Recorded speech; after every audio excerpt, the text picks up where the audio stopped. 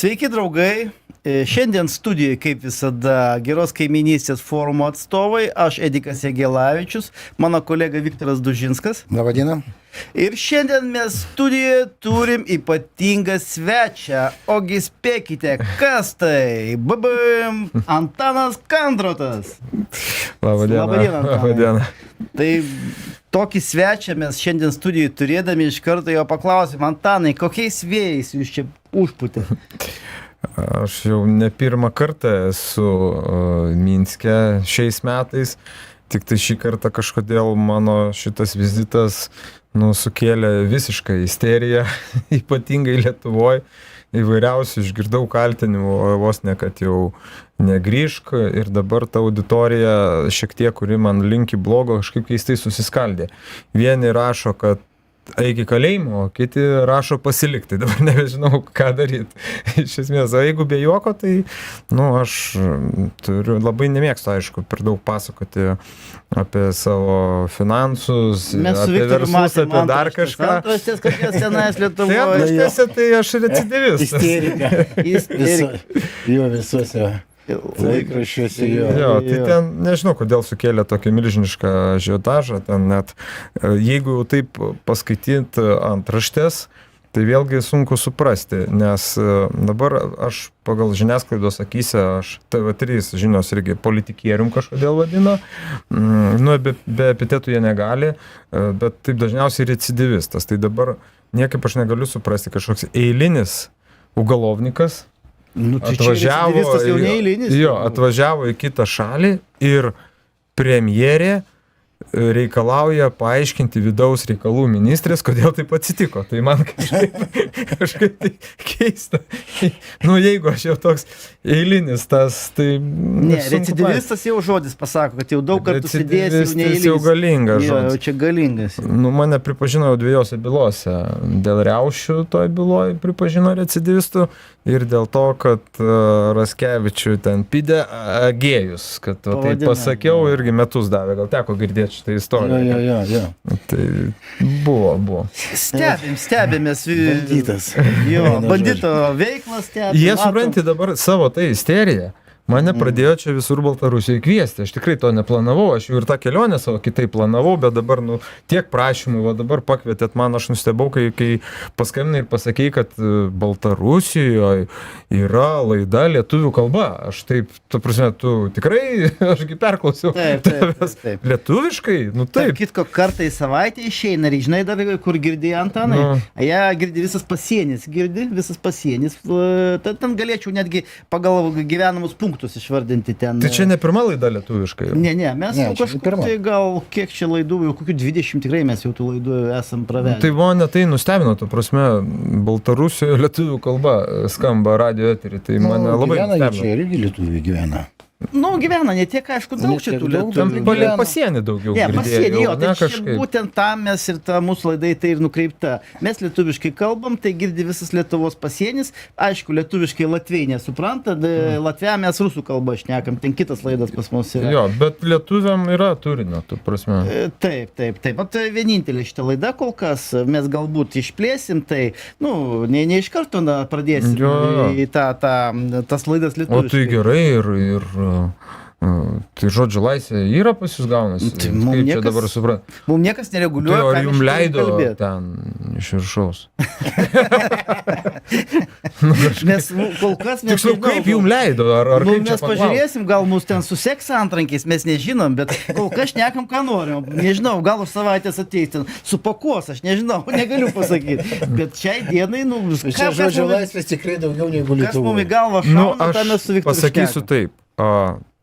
Kiek aš perėjau, jau tikrai tų interviu pridalinau pakankamai, sakau, man čia pakoregavo grafiką visai ne taip, kaip planavau. Tai, bet, jaugi tokia yra galimybė, reikia naudotis progą. Žinai, ypatingai sakau, bet čia aš jau net padėkoju Lietuvos žiniasklaidai, kad jinai padėjo Baltarusijos žiniasklaidai sužinoti apie mane. Tai aš jau tą progą, tai jau pasinaudosiu. Bet iš esmės aš kiek, kažkaip... Aš taip irgi toks, biškai kaip, taip, žinai, vis tiek čiagi mum diktatūra, žinai, lentelė ant sienos, matai, kai važiavai, pasienyje, žinai, tik Lietuvoje ta lentelė yra, kitose oro uostuose nėra, žinok. O tarp kitko pas baltarusus irgi tokia lentelė yra, žinai, kas ten parašyta? Nu. Jeigu jūs atvažiuosite į Baltarusiją, jūs ją galite įsimylėti ir čia pasilikti. Pas mus tai parašyta. Tai parašyta. Jo, jei tą lietuvių lentelę, jie sureagavo savai. Taip atsakė. Ir atsakė, tai pastatė savo lentelę, jūs galite čia įvažiavę įsimylėti Baltarusiją ir čia pasilikti. Geras, bet pas mus tai to nešneka, nerodo ir nepasakoja. Taip, pas mus apie tai aišku. Tai reikia nuotrauką padaryti ir mes. Tai jo, reikia surasti. Tai va, tai apie tą žodžio laisvę, aš taip jau per tas, kiek tų laidų, aš taip vis paklausiu, sakau, tai čia viską galima kalbėti. Tu jo, sako, laisvai. Kalbėk, žinai. Niekas nesako apie tą kalbėk, apie tą nekalbėk. Ne, nieko, sako, paklausim, atsakyk, nenori, neatsakinėk, žinai. Taigi tu dargi su to propagandistu pačiu pagrindiniu kalbėjai Baltarusija, Azarionkas, jis čia skaitomas pačiu didžiausiu propagandistu, tarp kitko jo. Geras. Kaip jo vardas Azarionko? Nesvarbu, žodžiu. Grigorija Azarionak, tai jis čia pats didžiausias, tu su jo pačiu didžiausiu propagandistu kalbėjai. Tai šalia manęs sėdėjo. Jis tavęs nepridaužė, ne, tau kalbėti, kad aš čia kitaip galvoju, čia jau dabar sakys, užsikrėtė. Tarp kitko, tugi mes tam kartu buvom gegužės 9-oji, o galbūt pasidalink įspūdžiais, ką tu va čia pamatėjai, nes aš taip įsivaizduoju, kad tu ten anksčiau nelabai ten turbūt sutikinėdavai tokia šventės, nelabai kažkur esi buvęs kažkur. Kadangi jūs ką tik sakėt, kad galima sakyti viską laisvai, tai pasakysiu taip. Lietuvoje, tos gegužės 9-os, kaip visi pamiršo ir pamiršo, nuo 91 metų ir ypatingai, kiek aš atsimenu, pas mane šeimoje, mano aplinkoje, šito niekas nešvenčia. Mano žmonos senelis amžinatilsi, jisai švęsdavo tą dieną, kadangi Antro pasaulinio karo metu žuvo jo vyresnis brolis, jisai buvo paauglys, o jo vyresnis brolis buvo 18 metų, jį paėmė į kariuomenę ir jisai žuvo. Ir mirė net nesužinojęs, kur tas brolis yra palaidotas. Ir realiai nei kada, nei ką. Ir čia tik tai nesenai, o dabar sužinojom, pasirodo, yra kapų registras, jau padarytas, rusai šitą dalyką padarė ir išsiaiškino, kad jis skaitmenizavo tuos visus antkapius tuos, kiek buvo žinoma, ir pagal pavardę lyg tai rado, kad yra kažkur palaidotas Latvijoje. Nors jis yra iš Krasnojarsko, iš Sibiro, o jo kūnas čia. Tai va tam dėdukui jam buvo šventė, nes jisai tą vertino kaip metinės kokias. Tai tiesiog, yra, mesgi pažymim metinės, prisimenam tuos mirusius, tarkim, mano tėvas miręs, vėlinės yra. Yra ir vėlinės, ir yra ta diena, kai jau mirties diena jau. Ten.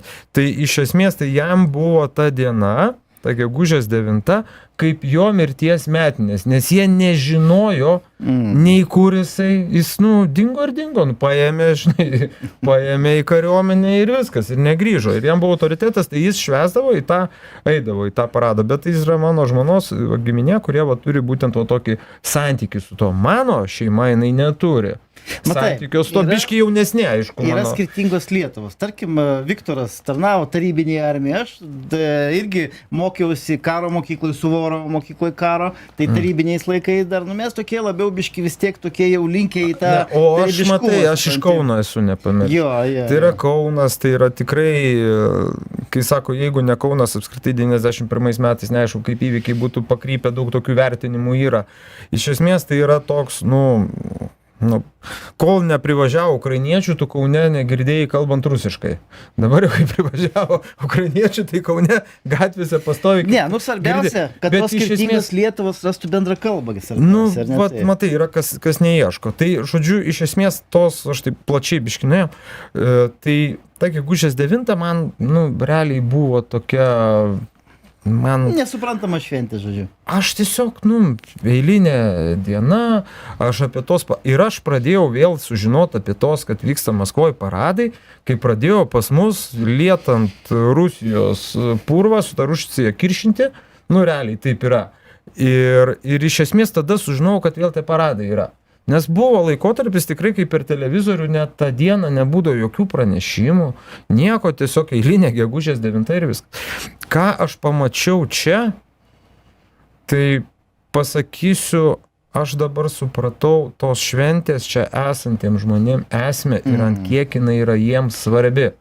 Ir to va jausmo, būnant Lietuvoje, patirti yra neįmanoma. Tai tu suprask, Antanai, kad čia pas jo žuvo kas trečias žmogus. Kas trečias vyras. Vyras, aplamai. apskritai. Aplamai kas trečias žmogus. Nu, aš matai, labai rusiškai sunkiai skaitau, tai aš mačiau, kad ten, man tu paminėjai. Partizanam, jie padinėjo.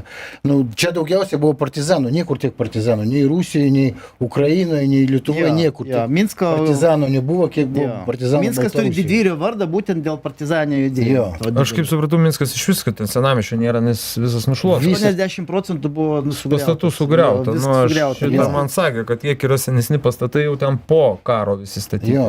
Ten jie yra. Tai va, tai tokie įspūdžiai, aš supratau, kad čia žmonėm tai yra svarbu. Ta energetika, nu vis tiek. Nu, aš galėčiau palyginti, kad manau, kad čia, mano čia tik asmeninė nuomonė, jinai yra tiek yra svarbi čia, kiek mum, pavyzdžiui, kokia, nu, vasario 16 ar kovo 11, ta prasme, ant kiek tą energetiką aš tą pajutau. Jiems svarbu, jie su vėliau, jie su šypsenom. Viena iš pačių svarbiausių. Nu, tai o pas mus kokios Lietuvos svarbiausios šventės? Kas ten pas mus, Joninės, Mindauginės? Ne, svarbios valstybinės, istorinę reikšmę turintys šventės. Vasario 16, kovo 11. Yra dar sausio 13, bet irgi dabar jau žiūrėk, kiek jau apie tą sausio 13 jau atsiranda kurių žmonių, kurie nelabai tos nori švęst, nes supranta, iki kur davedė valstybė. Antanai, įsivaizduok, kas trečias žmogus apskritai išnyko ir dar yra va, tokia čia memorialas, toksai chatinė vadinasi. Bet kaip pas mus pirčiupiai. Nu taip, tai chatinė žudynės, kur buvo. Taip, tai mes žinom apie tai. Suvarydavo žmonės į namą gyvenamą ir padegdavo. O ir sudegino visus žmonės. Tokių kaimų čia tūkstančiai Baltarusijoje buvo. Ai, tai čia ne vienas atvejis? Ne, 280 kažkiek. Ne, čia 200, man atrodo, virš tūkstančiai, kaip pažiūrėjau, virš tūkstančiai. Aš apie tą chatinę, tai net beje, tai čia nesenai filmą žiūrėjau. Čia simbolis. Filmą nesenai žiūrėjau, labai gerą. 280 kažkiek, tai kur sudegina tos kaimus ir viskas, ir jų daugiau nebeliko. Ir virš tūkstančiai. Ai, tiesiog iš vis net kaimo nebeliko. Nieko neliko. Supratau, aš šito dalyko nežinau. Kaimai tai dar liko ten. Tu įsivaizduok, karinės, pavyzdžiui, nuostoliai, kariniai nuostoliai fašistinės Vokietijos ir Tarybų Sąjungos, jie buvo daug maž panašus. Bet pas rusus, pas civilius išnaikino. Daugiausiai civilius naikino. Ir vat, būtent tas pavyzdys, pirčiupių, vat katinės yra kaip simboliai yra to, kad buvo sudeginti tūkstančiai kaimų. Aš filmą mačiau, tai man tas kadras toks irgi palėtė, kai atvarė banderovcai ir vaiką į, nu, aišku, filmą parodė, ne, kitaip, apviniojo šiaudais, aprišo ir padegė. Tas vaikas bėga degantis, tie šiaudai dega, kol nukrenta. Aišku, gal čia filme biški, nu... Ne, jie labai žiaurus buvo, banderovcai jie žiaurus. Ten būdavo, kad prikaldavo mažą vaiką prie durų prikala, ten dar kažką nupjaunavo, išprievartavo ją moterį, nupjauna ten į visus lytinius organus, išpjausto ir taip toliau. Moterį kaip nupjauti lytinį organą, vyrų, tai galima nupjauti. Jie žiaurus buvo, labai žiaurus buvo. Ten netgi va, tie banderovai, kurie seniai ir dabar va, kurie naujieji banderovai Ukrainai, tai va, girdėjau tokį pasakymą, kad moteriškiai į lytinius organus to pinoplasto priputė. Matai, karas baisus dalykas. Žiaurus dalykas. Ir tie va, tokie psichiniai ligoniai, mano nuomonė, va jiem yra terpė pasiautėti. Bet tai supranti, ne, tai čia yra skirtumas tame, kad kada armija eina, vat, pavyzdžiui, Tarybų armija, jinai turėjo griežtą įsakymą, kad civilių negalima liest. Aišku, kare visko nutinka. Bet už tai Rusijos kareiviai sušaudydavo. Sušaudydavo už tai, jeigu buvo... Nu tai jau, fašistai... Jiems sakydavo, jie jos skatino, kad žudytų civilius. Nepamirškim, kad yra paviešėję dokumentai, kad apskritai turėjo čia mūsų to krašto nelikti. Be abejo. Jeigu čia būtų, kiek ten nebuvo, žodžiu, visus kažkiek išnaikinti, visiškai, nes būtų su žydais pabaigę, būtų pradėję su šitais ir ten, kad kiek tik tai vyrai kažkokio amžiaus išvežti sunkiem darbam ten pas save į Vokietiją. Ten kažkoks toks planas buvo. Tai aš kaip supratau, čia dokumentai jau nebepasakos. Be abejo. Jau šitas visas dalykas. Nu tai jie prieš tą laimėjo. Tai čia nėra tos ideologijos bent. Tai grįžtant prie šventės, aš taip vat norėčiau tą sugrįžti savo įspūdžius pasakyti, aš supratau, ant kiek tai yra svarbu. Aš va šitą pamačiau, ant kiek čia jiem yra svarbu. Pas mus, aišku, ten vėlesnius įvykius skalbia, kurie įvyko okupacija, vadina ir taip toliau, yra šitas dalykas. vėlgi ginčyta ta Salomėja Nėris, nu, tai kaip ir atvežė tą saulę, neatvežė patys, ne patys norėjo. Tai va šitas va man yra įdomus momentas, bet vėlgi. Apie tai nekalbam, mes susibarsim paskui. Nekam apie tai, dėl ko nesibartum. Ką aš norėjau pasakyti, dėl šitos šventės neapykantos jai Lietuvoje, aš norėčiau uždaryti laikotarpį, nes pas mus, ką aš noriu būtinai pasakyti, reikalauja atsakomybės iš tų žmonių, kurie žuvo tų įvykių metu, dėl įvykių, kurie įvyko vėliau. Vat jeigu šitą temą pajudinti, bet šiandien apie įvykius iki tos dienos. Ne?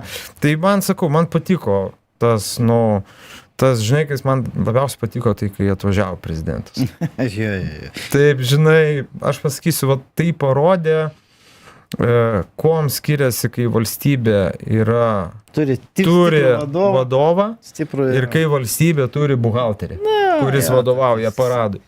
Tai žinai, taip, man keista, kodėl to, negi pas mus to negalima padaryti, žinai, važiuoja ten tas batka, žinai, tie milicininkai pagarbą atiduoda, žinai, ir jie, aš matau, ne dėl to, kad jo bijo, bet dėl to, kad jį tikrai gerbė. Matos, jį gerbė, žinai, taip, šitas, pas mus ką, policininkai važiuoja, prezidentas Aikosus rūko, žinai. Aš nemačiau, kad pagarbą atiduotų, žinai, va šito, tai kažkaip, tai yra aukščiausias valstybės vadovas. Reikia jį gerbti. Koks jis bebūtų, geras, blogas, išsirinkit kitą, jeigu nepatinka ir kaip Šimonytė pasakė, žinai. Ir iš esmės tas atvažiuoja, žinai, į tą aikštę, žinai, viskas aptverta, te kariuomenė, visi pasitempė, pasipuošę. Gražu. Man gražu ir va pas mus šito norėtųsi irgi, kad atvažiuotų vadovas ir jaustųsi, kad atvažiavo vadovas. Ir tikrai aš pamačiau, kad jie, jį tikrai gerbė, myli ir kad ir kiek pas mus tą purvą ant jo pila, daug kas ir pas mus sako, kad batka maladės, žinai, tik tai pas mus garsiai. Komentarus paskaityk ir aš, man jis patinka batka maladės, žinai. Čia va taip, žinai. Galima suprasti, dėl ko tai, nes, sakykime, batka rūpinasi tikrai savo šalim. Jam nereikia ten žiūrėti kažkokius Jis į kaimą gali atvažiuoti. Jam nereikia į Ameriką žiūrėti. Aišku, su tais kolchozais ten. Jis visur gali atvažiuoti, patikrinti, jis toks. Ne, kolchozai, tarp kitko, nėra viskas dalykas, kaip ten pas mus irgi piešia. Čia savas sistema. Supraskim, bet, sakau, dar sik taip toli nueinam, aš kaip suprantu, čia mes turim viens kitam ką papasakot. Tai iš esmės, man, sakau, aš supratau vieną dalyką, kad jeigu mes bandysim drausti tą šventę Lietuvoje, tai nereikia to daryti, tai yra didelė klaida ir tiesiog, vėlgi, kaip mes atrodom prieš baltarusus, kai mes draudžiam, kaip lietuviai dabar reaguotų, jeigu kažkas tai draustų tą vasario 16. Irgi kaip būtų priešinga reakcija. Ir persekioti tos senelius, kurie, supranti, ateina, jau, kiek jiem beliko jau. Leiskit jūs jiem numirti, ne, tiem dėdukam. Ir viskas, ir palikit. Ne, bet sėdi kažkoks, tai Lietuvoje, irgi žiūrėjau Erikos įrašą Švenčionės, tie šalia stovi ten kažkoks protestas, tai gerai, kad policininkai bent jų kapines neįleido, žinai. Bent jų neįleido jiem į kapines. Ir čia ne kokia, aš net, žinai, tą 9 dieną Lietuvoje, tai nepavadinčiau, kad čia kažkas švenčia ir ten, supranti, su šnapsu šokinėja ir dainas dainuoja. Tai yra pagarba mirusiems žmonėms. Tai yra žuvusiems žmonėms pagarba. Atnešė gėlių ant kapų. Tai o ant Šmilytės Nilsen, matėjai, paviešinom. Kažkaip problemų nėra, ne? Tai jos senelio kapas su pačiais medaliais tarybiniais, su Georgijaus juostele, gal, žinai, vartys ant to, kad nespalvotai nesimato, žinai. Bet iš esmės, bet irgi gėlės atneštos padėtos. tą pačią dieną, tai ko tai protestuotojai, kurie. Kažkaip Čmilytė nieko, bent jeigu jau taip jie visi, matei ant kapio Čmilytė vardai pavardės, kokia kalba parašyta? Rusiškai. Rusiškai, nu tai irgi, palauk, tai jau čia šitaip už Lietuvą ir per 30 metų nesugebėjo senelio paminklą perstatyti. Biški, jeigu jau taip, ne, nu jau tada kažkaip ne, viskas ir jeigu jau taip, ne, aš tai, pavyzdžiui, normalų žmonės nedadirbo truputį. iki galo. Tai gal dabar kokia idėja, lyga B davėm, agentė ta mūsų čmilytė, žinai, Aš dabar sakau, idėją davėm, tai gal pakeis. gal jau pakeista. Jo, žinai. sakyk, va, pasinaudokite Antano Kandrato idėją, pakeiskite, iš jeigu esmės. dekomunizuojate, Tai jo, tai ir dekomunizuokite tada viską dar iki tie galo. visi, tegu tie, kur stovėjo prie kapinių su plakatais, kur protestavo, tegu pasidomi, kas buvo Čmilytės Nilsen senelis ir tėvas. Taip. Tegu jie dar pasidomi, mes čia tiek to negarsinsim, tegu, kaip sakant, bus smalsu ir tegu pasidomi, kas yra ir karas. Bet galima pasidžiaugti, kad bent jau Lietuvos valdžia šiemet leido daug maž normaliai atšvęsti tą gegužės 9. Supranti, iki ko dasigyvenom. Dėkojam už tai, kad leido. Nu, Dėkojam už tai, kad leido. dėkojam už tai, kad leido. Tokia realybė, nuo to niekur nedingsi. Pavyzdžiui, kokioje Latvijoje, Estijoje. Latvijoje ten griežčiau mačiau iš viskas. vis, Jo. jau nieko nėra, jokio paminklo, nieko iš vis nėra. Ateina žmonės su gėlėm rankose būdas rašė. Nu bent aš tokius įrašus Taip, rašiau. jo. taip, griežčiau. Ten visiškai jie Nu, čia jau išprotėjo, tas sunkiau. tie sisteminiai. Tai va. Pas mus dar, sakykime, švelniau. Ir už tai galim pasidžiaugti, kad lietuviai dar ne ant tiek yra jau išprotėję. Nu, pas mus ir nebuvo tų gravdanį, negravdanį, piliečių, Jo, nepiliečių. pas mus apskritai šito dalyko Pas žiūrėt. mus SS legiono nebuvo. Nebuvo, Lietuvoje SS legiono Aišku, nebuvo. buvo ten tie būrėjai. Ne, nu tai prijaučiančių buvo ne, dar. Ne, prijaučiančių. Ten pas mus buvo tie policajų žudikų karateliai, kaip smogikų tie būrėjai, Jo. kurie žiūri. Dar pasidomėkit, ką Adamkus veikia. Tai čia. Taip, mes žinom. Žinom. Tai mes pasakojame. Dabar niekas garsiai nekalba apie tai Lietuvoje, dar irgi palikim intrigą, žmogus to 100 metų švęs, dar numirs iki baliaus, tai irgi gaila būtų. Tai va, toliau, kada tęsim Tai Antano. šventė, žinai kaip pasakysiu taip. Italų nuotykiai Rusijoje, tai dabar italų Antano. Dar vieną frazę apie tai. Šuraevas pabuvo areštinėj 12 valandų, suprato. Aš buvau šventėj, irgi supratau. Jo, geras palyginimas. Nes taip žiniasklaida gyrė Šuraevą, kad jis suprato, žinai. Tai aš irgi pabuvau. Ne, supratau, bet be bairių tikrai. Jo, dabar supratau, kad yra labai svarbu žmonėm ta šventė. Taip. Tai... Šaunu. Ir jie josgi nekiša, švęskit.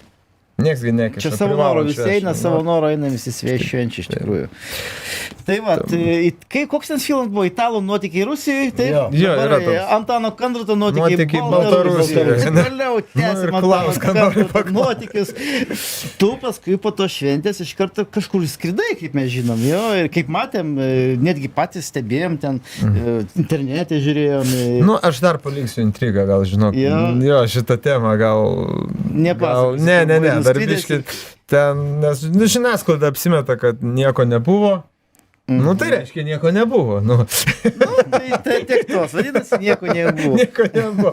Bet papasakosiu, Paliekam intrigą kitam Aš sykiui. tikrai dar Kada į čia Lietuvą važiuosiu, atvažiuosiu. irgi intriga.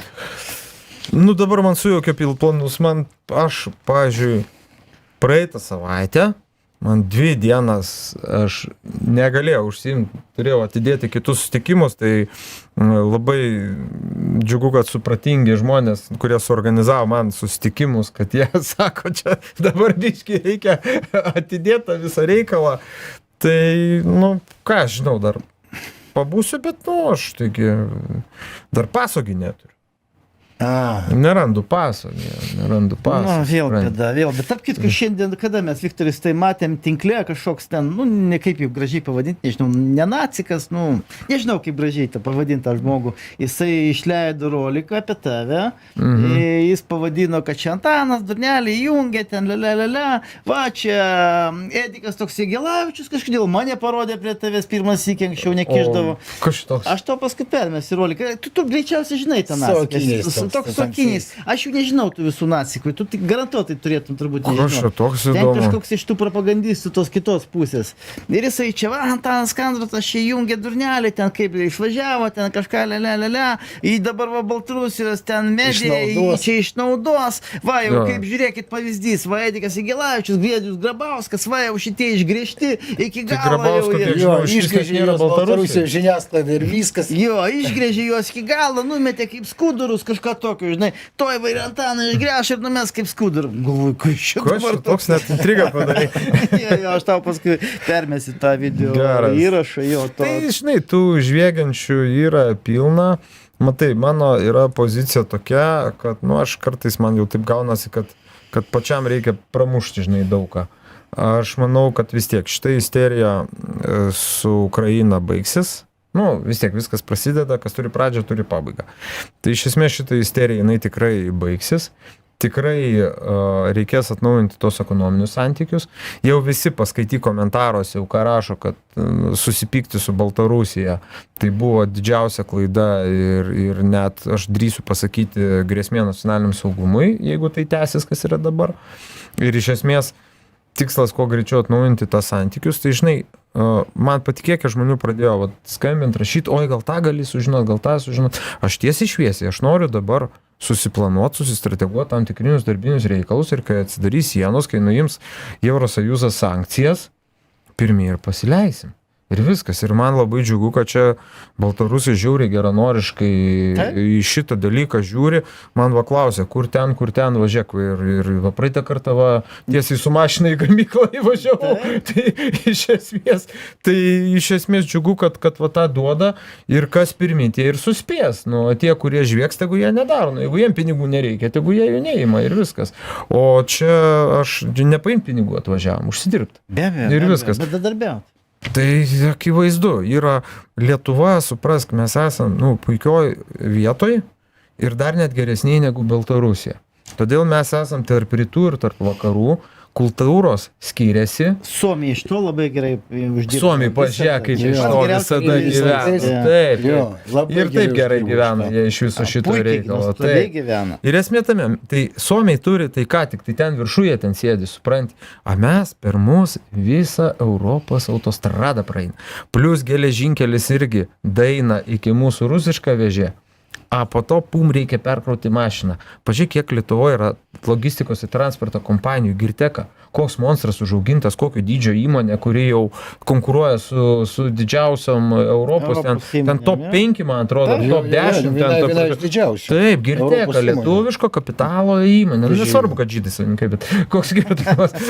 Bet iš esmės, supranti, ir va šitas sektorius, ir kom dar yra mūsų pliusas geresnis negu Baltarusų, mes uostą turim. Be abejo. Mes turim uostą, kuris vėl Baltarusai pas mus pastoviai gali stovėti ant skaitliuko. Tai jie ten buvo įsipirkę, netgi dalį terminalo, biuriukų. Taip, o klausimas, kodėl pardė? Reikia nuomot. Reikia Baltarusiam nuomot ir jie ne prieš mokėti tą nuomą.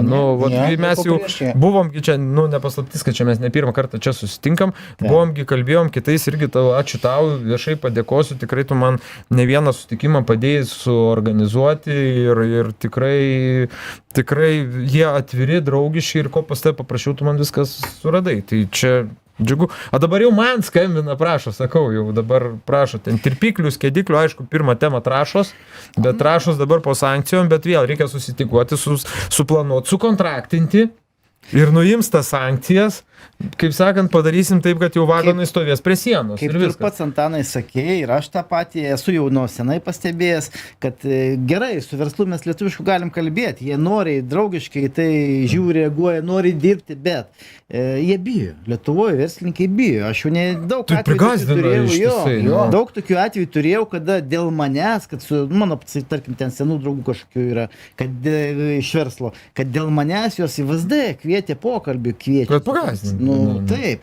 Tai kas po to su taim norės bendrauti? Ne, bijo, žmonės yra bijo. Bet va dabar, kai čia atvažiavau, sakau, dar nežinau tiksliai, kiek čia užtruksiu, nesu jokia dienotvarkė, tai iš esmės, sakau, tų paklausimų yra ir žmonės jau išdrąsėjo.